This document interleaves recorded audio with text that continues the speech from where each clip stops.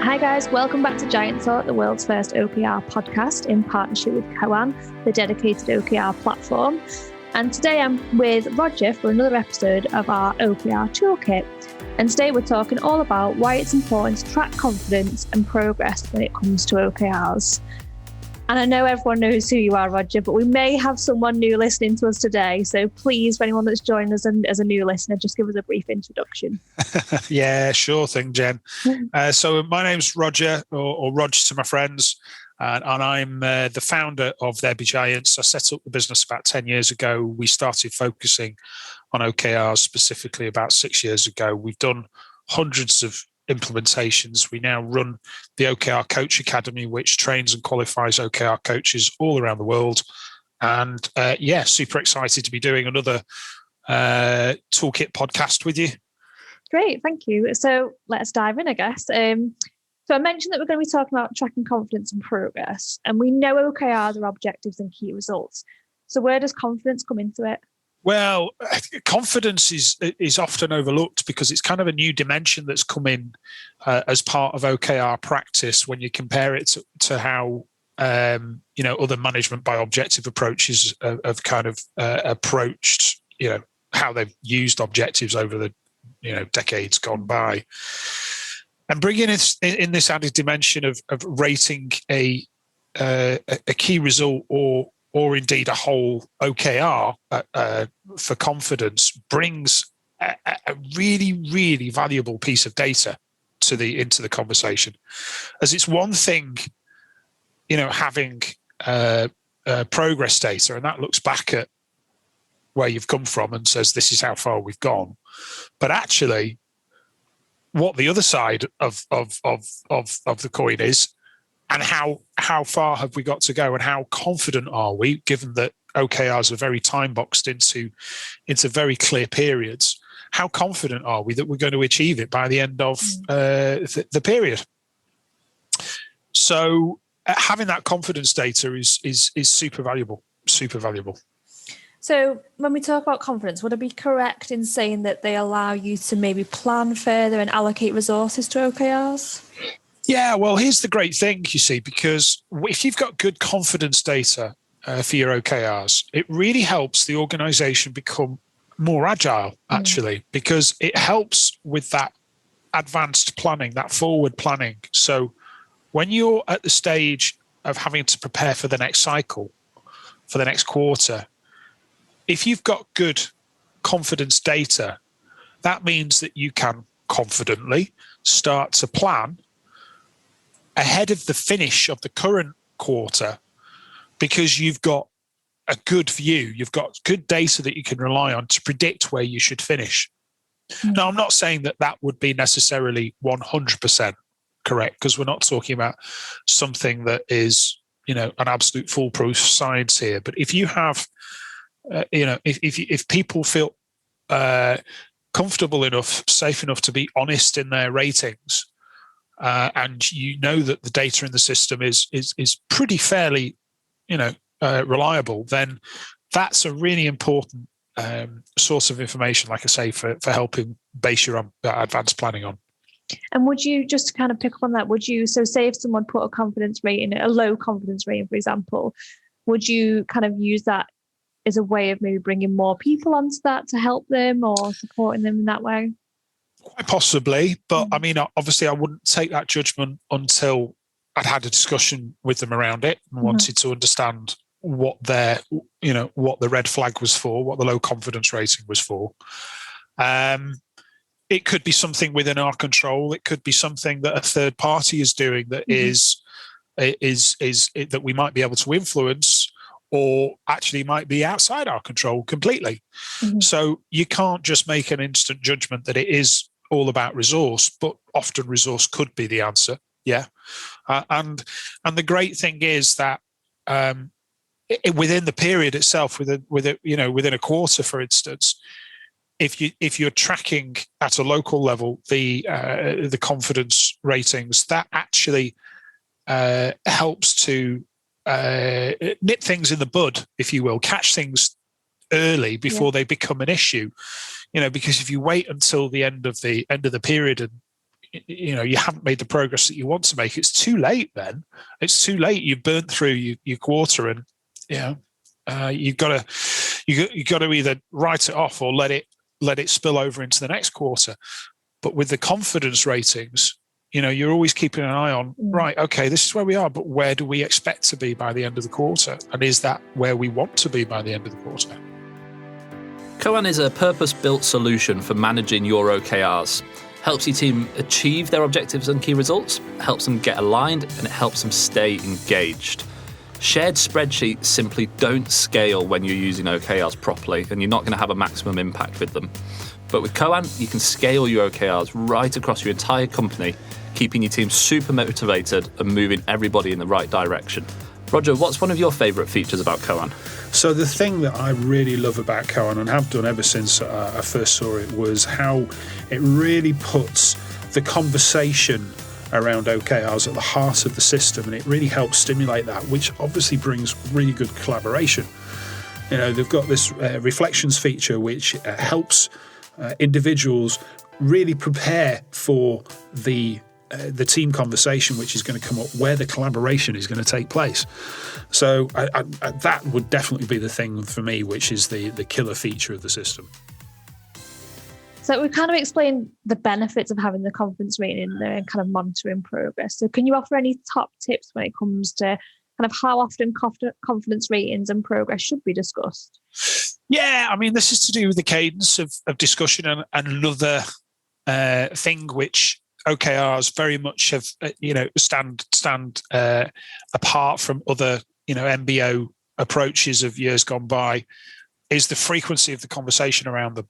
And I think we've done one of these toolkit podcasts on cadence. So if you've listened to that, then you'll know how passionate I am about how important regular discussion is. And it's, one of the things that should be discussed at those regular check-ins are confidence ratings. And if people are in the habit of, key result contributors and objective leads are in the habit of preparing for their check-ins by doing very quick, short, fast updates onto the system to say this is the rating, and just writing a brief sentence as to why they give it that rating, then that means when they all get together, they can have a really focused discussion, and they can. Again, another benefit of really good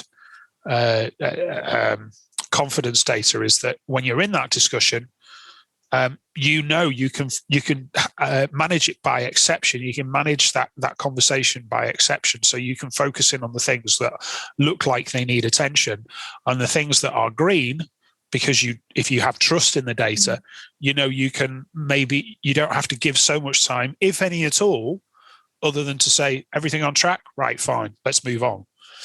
Yeah. So it actually, the data in that respect can help you, keep those check-in conversations as focused and as brief as possible. Because I know a very, very common challenge we get around OKRs is, oh, crikey, it looks like a lot of time.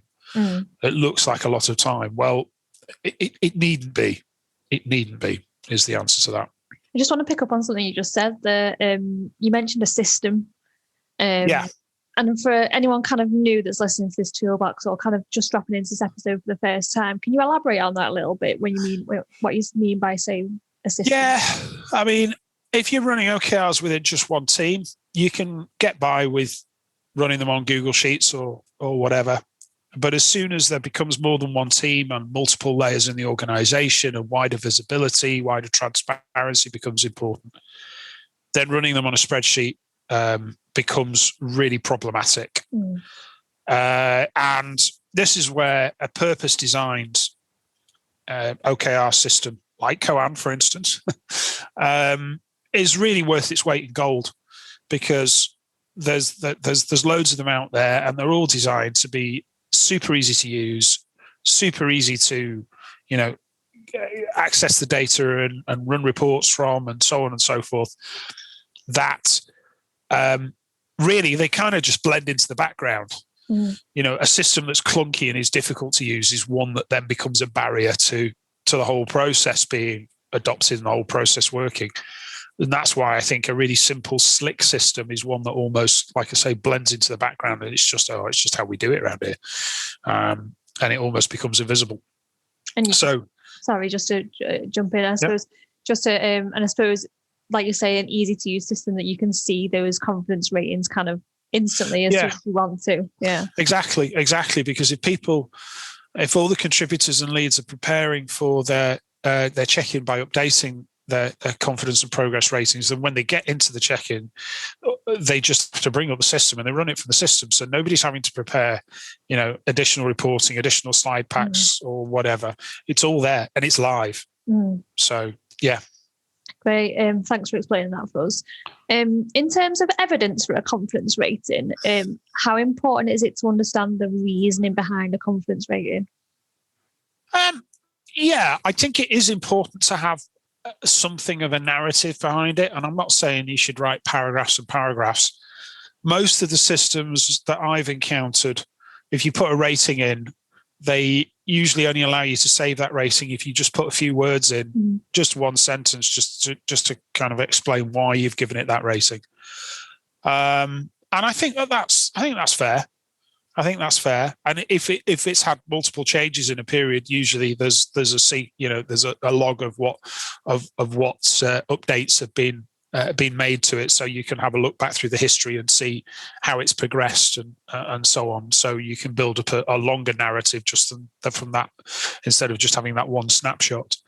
I think it's important. And I think going back to something we mentioned earlier about potentially, so say if you had a lower confidence rating and you think you potentially need more resource there to help, it might be that it's not that you need more resource, that it might be the narrative explains that there's been something outside of your control that explains that confidence rating. So I think that evidence just gives you that bit of kind of backing around what you've put, really. That's right. And also, with the massive amount of remote teams that we have working now, it's another way of communicating. It's another way of being transparent. And, you want the rest of the team to understand why your rating is this rather than that. So, there you go. All it takes is just one sentence. It doesn't take War and Peace. Yeah. So if one of our listeners is listening to this today and they've listened to the toolbox and thinking, right, I want to introduce OKRs. Yeah. And now they've listened to this episode and they're thinking, okay, tracking confidence sounds like obviously something that we need to be doing. So what elements or kind of environment does the organisation need to have in place to ensure that team members, I guess, will be honest when they share their thoughts and opinions when it comes to confidence ratings? Yeah, well, here's the pinch. You see, because for accurate confidence data, you have to have an environment in which people feel safe enough to be honest about how confident they're feeling.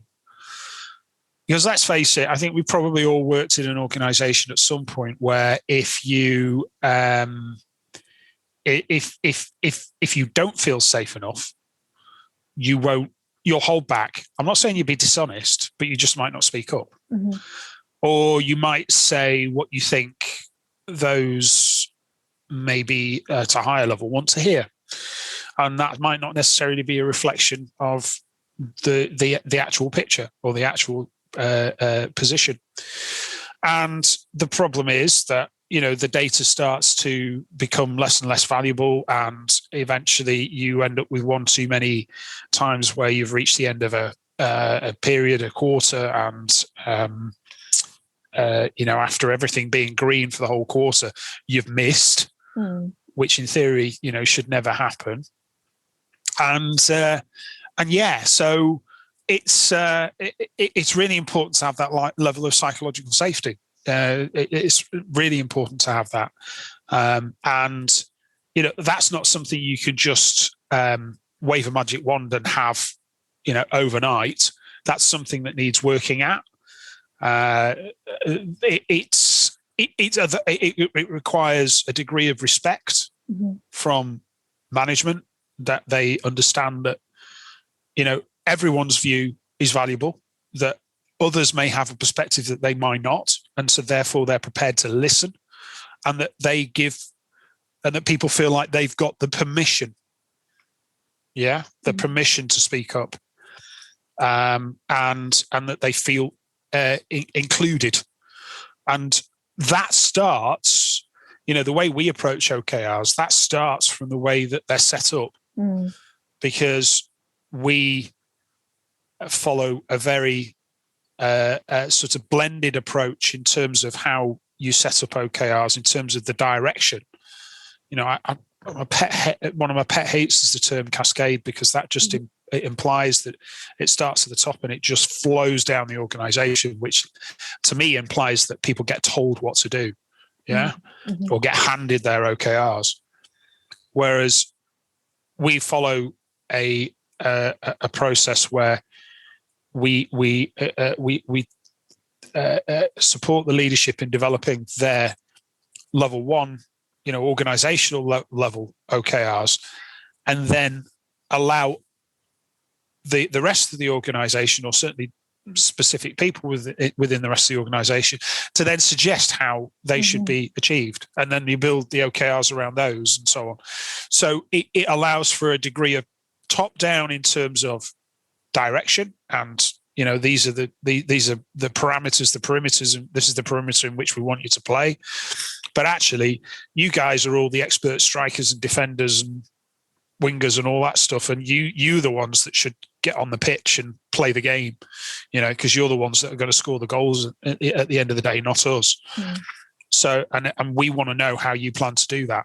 Yeah, we want to know what your ideas are, and as soon as people feel included, they then feel then the next stage after that is they start to feel like they can start to contribute, and that's when innovation happens, because people start to, if they feel safe enough to voice ideas around how, maybe what OKRs could be focused on. That's when you start. Innovation doesn't have to be Elon Musk at Tesla coming up with the next electric car or the next rocket that's going to take us to Mars. Yeah, sure, that's innovation, but that's very, very top of the pyramid innovation that very few people ever actually, achieve. But everyday innovation is just ideas. It's as simple as that. Yeah. And so, God, I've gone off on a bit of a tangent there, haven't I? But this is the point about psychological safety and just how important it is. And it's not rocket science. It's just things like, listening properly, acknowledging and thanking people, offering help, brainstorming and being open to ideas instead of saying, yeah, okay, let's brainstorm, and then just shooting every single idea down. Being clear about what's expected, acknowledging that gaps might exist and that we might need to close them. This is, a lot of it's to do with leadership. A lot of it is to do with the tone that leadership set and how leadership behave themselves. So yeah, this is kind of ballooned into quite a big discussion, but I guess let's just draw it back to the point around confidence in OKR ratings. If you don't have the psychological safety, then you won't have the same quality in your confidence ratings. That's the bottom line. I think it's really interesting. And I know something that probably our listeners have heard us talk about a lot before when we talk about like setting OKRs and about that stretch. And I think psychological safety is kind of through absolutely everything with OKRs, because ultimately if they're not safe, they're not going to stretch to kind of reach for the stars. So then they're not going to have that kind of OKR to work with to then put a confidence rating too. So it's right. Like you say, it comes through absolutely everything. So I find that really interesting. Yeah. So we've kind of really gone through kind of confidence ratings today, and obviously why it's so important to track progress and giving some top tips. But kind of just any final thoughts or top tips when it comes to tracking confidence levels? Maybe don't expect, depending on psychological safety, and also depending on how used to people are talking about confidence, because it's not up until probably people are talking, discussing OKRs on a regular basis, it might not be a regular question or even a safe question that people feel like they can answer. So maybe don't expect the data to be 100% spot on from day one. Maybe I would say probably about, into your second or into your third quarter.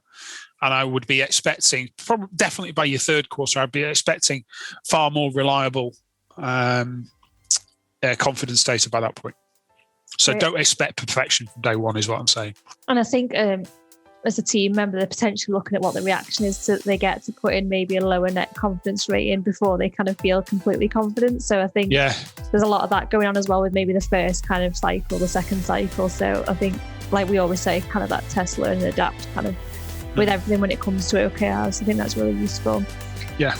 Great. Well, thank you for joining me for today's episode about tracking confidence levels. This is episode 10 of our toolbox now. Feel free to, as our listeners know, to jump onto any other episode. If you've got any comments about the episode, reach out to us on social media or drop us a note to growth@therebegiants.com. Next time in the toolbox, we'll be talking about reflection as a high performance habit. So we'll see you then for another episode of Giant Talk.